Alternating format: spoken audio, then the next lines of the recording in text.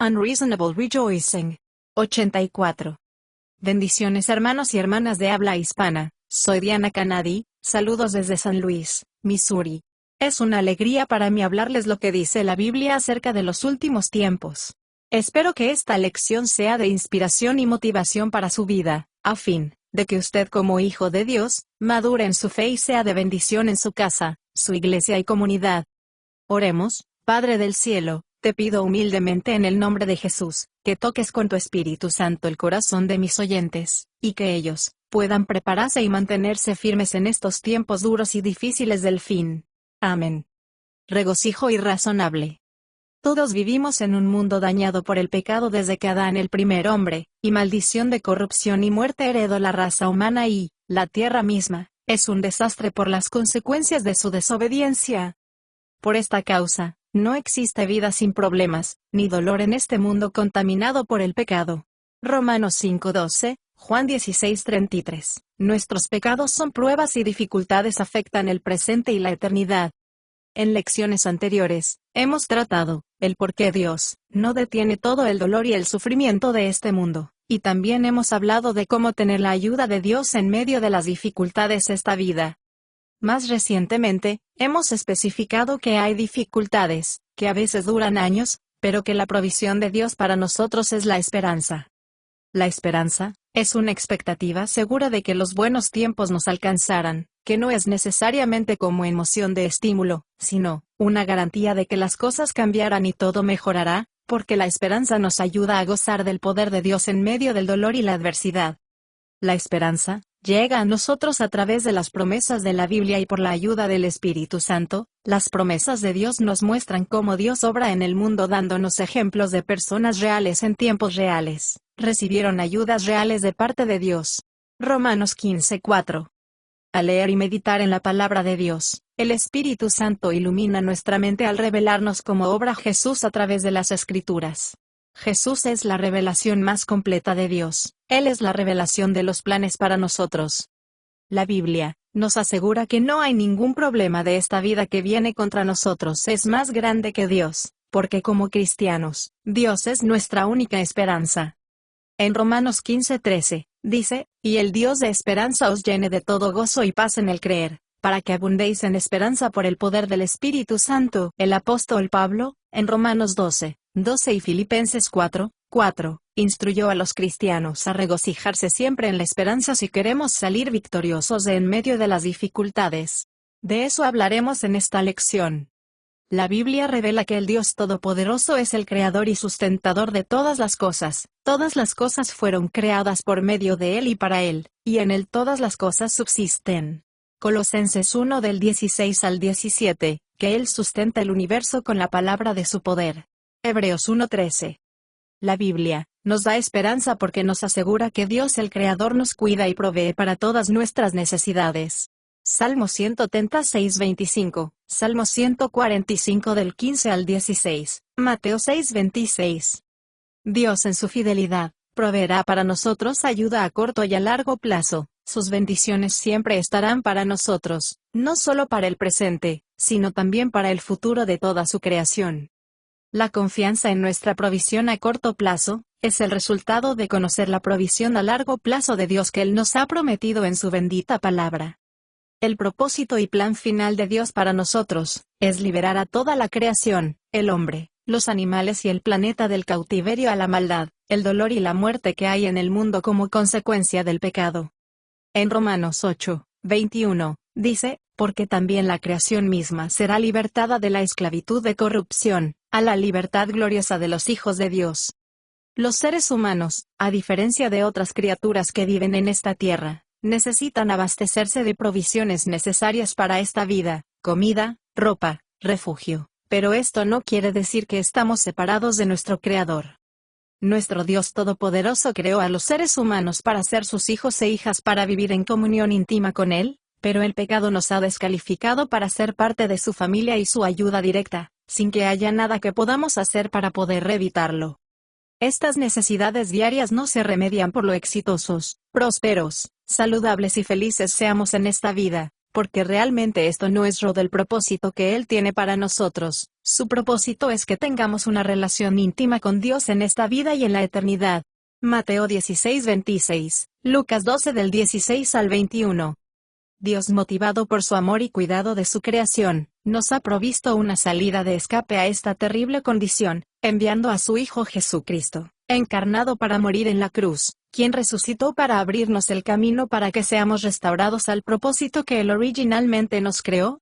Juan 3:16, Juan 1:12, Primera de Pedro 3:18. Erróneamente muchos presumimos que el cuidado amoroso y la provisión de Dios significan el fin de nuestros problemas. Sin embargo, el propósito principal de Dios para nosotros no es hacer de nuestra vida el punto culminante de nuestra existencia, ni de terminar con todo el sufrimiento de la humanidad, sino atraer a los hombres hacia Él para que tengan vida eterna, la vida que es después de esta vida.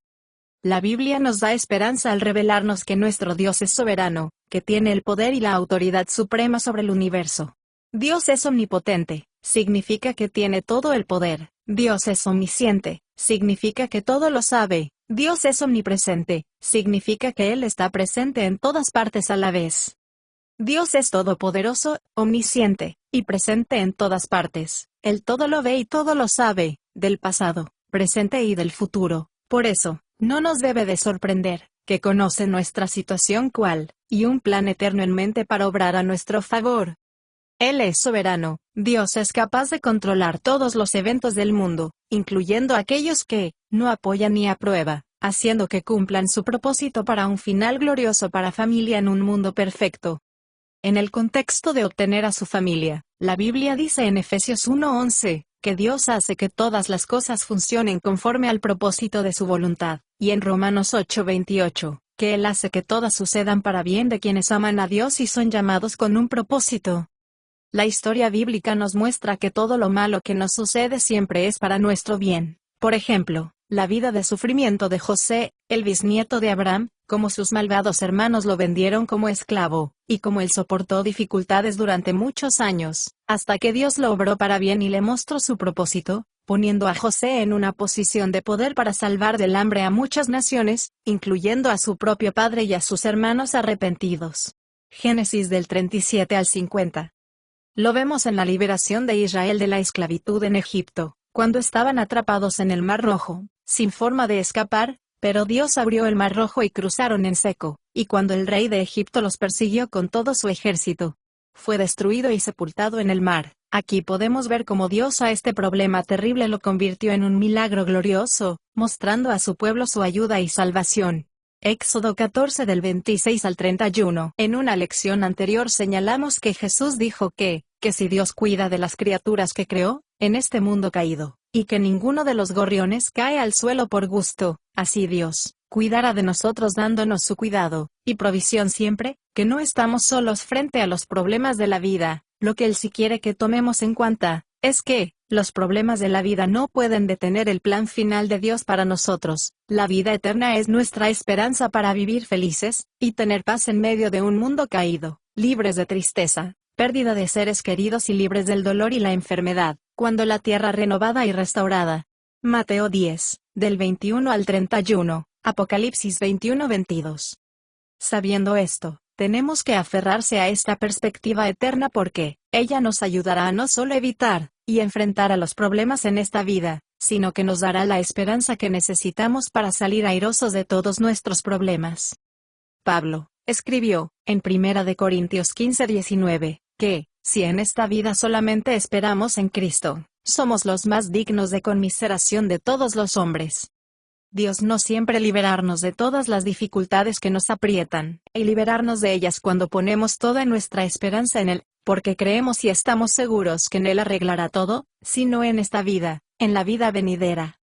Pedro escribió a los cristianos que estaban experimentando presiones y dificultades terribles por su fe en Cristo, porque se enfrentaban a luchas y dificultades en este mundo caótico llenos de dificultades. Pedro escribió para animar a sus lectores haciéndoles recordar que tenemos esperanza eterna por la muerte de Jesucristo en la cruz. En 1 de Pedro 1 del 3 al 4, dice, «Bendito el Dios y Padre de nuestro Señor Jesucristo, que según su grande misericordia nos hizo renacer para una esperanza viva, por la resurrección de Jesucristo de los muertos, para una herencia incorruptible, incontaminada e inmarcesible, reservada en los cielos para vosotros. Nuestra herencia se fundamenta en su resurrección de entre los muertos, para que podamos vivir seguros y firmes en él, viviendo de victoria en victoria hasta que nuestro Señor Jesucristo regrese del cielo. En Apocalipsis 21:4, dice, enjugará Dios toda lágrima de los ojos de ellos, y ya no habrá muerte, ni habrá más llanto, ni clamor, ni dolor, porque las primeras cosas pasaron. En 1 de Pedro 1 del 5 al 6, dice, para que sois guardados por el poder de Dios mediante la fe, para alcanzar la salvación que está preparada para ser manifestada en el tiempo postrero, en lo cual vosotros os alegráis, aunque ahora por un poco de tiempo, si es necesario, tengáis que ser afligidos en diversas pruebas. Pedro no es el único apóstol que nos exhorta a regocijarse en los tiempos difíciles. Pablo también escribió Filipenses 4:4, regocijaos en el Señor siempre. La palabra griega que Pablo usó para regocijarse significa estar alegre, es todo lo opuesto a sentirse alegre. Una cosa es regocijarse y otra cosa es sentirse alegre. Regocijarse es animarse a uno mismo, por la esperanza que tenemos en Cristo. En medio de las muchas dificultades que soportó, Pablo se describió a sí mismo como triste, pero siempre gozoso en la esperanza. Segunda de Corintios 6:10. Regocijarse es más que una expresión emocional y verbal. Regocijarse es una expresión de una actitud basada en la esperanza de saber que nada puede venir contra nosotros, será más grande que nuestro Dios. Cuando tenemos esperanza sabemos que todo finalmente estará bien. La Biblia instruye a los cristianos a regocijarse continuamente. Este es el lenguaje correcto de Dios, incluso cuando parece que nada tiene sentido, y cuando todo parece irrazonable. El apóstol Santiago escribió lo mismo en Santiago 1:2, hermanos míos, tened por sumo gozo cuando os halléis en diversas pruebas. Santiago usó una forma de la misma palabra para regocijarse de las que usó Pablo. En otras palabras, cuando enfrentamos dificultades, debemos considerarla como una ocasión para regocijarte, para estar alegre, para animarte por la razón de la esperanza. Debido a la forma en que vemos las cosas, de nuestra perspectiva, y nuestra actitud, la verdad que sabemos no hace capaces de autoanimarnos, al saber que el problema que estamos afrontando, no es más grande que Dios, que Él nos ayudará a superarlo manteniéndose fieles hasta que seamos arrebatados en las nubes, aunque nuestra esperanza sea irrazonable, nuestra esperanza es verdadera. Pablo, Pedro y Santiago hablaron sobre regocijarse frente a los tiempos y los problemas irrazonables que no tienen sentido para nuestra mente y nuestras emociones. Veamos un ejemplo de un regocijo irrazonable que se encuentra en el Antiguo Testamento. Jeremías fue un profeta enviado por Dios al reino de Judá, la parte sur de Israel. Judá como nación había abandonado a Dios para adorar ídolos, y estaba a punto de ser destruida por el imperio babilónico. Jeremías profetizó a Judá en sus últimos años antes de que llegara la destrucción. El mensaje de Dios a su pueblo a través de Jeremías fue: vuelvan a Dios, rindiéndose a Babilonia y salven a su nación. Jeremías predicó el mensaje que Dios le dio, pero no nadie lo recibió. Jeremías fue despreciado, perseguido y encarcelado por un tiempo por sus compatriotas por causa de sus mensajes. Judá no se arrepintió, y durante varios años, y fueron deportados a Babilonia, donde permanecieron cautivos durante 70 años. Luego, en agosto de año 586 a.C., los babilonios destruyeron a Judá, derribaron los muros de Jerusalén, y quemaron y derribaron el gran templo construido por Salomón. Jeremías sobrevivió al ataque, pero fue tomado cautivo por sus compatriotas que huyeron a Egipto y se llevaron al profeta con ellos. Jeremías profetizó durante unos 5 años más y murió en Egipto. Jeremías fue un hombre justo que obedeció al Señor, y proclamó los mensajes que Dios le dio. Jeremías no solo fue rechazado, sino que sufrió las consecuencias de las acciones de los malvados que lo rodeaban. Jeremías fue testigo del terror de su pueblo cuando fue asediado por el hambre y la enfermedad, así como la destrucción de la ciudad y el templo de Dios, y como la vida en este mundo caído es difícil e injusta.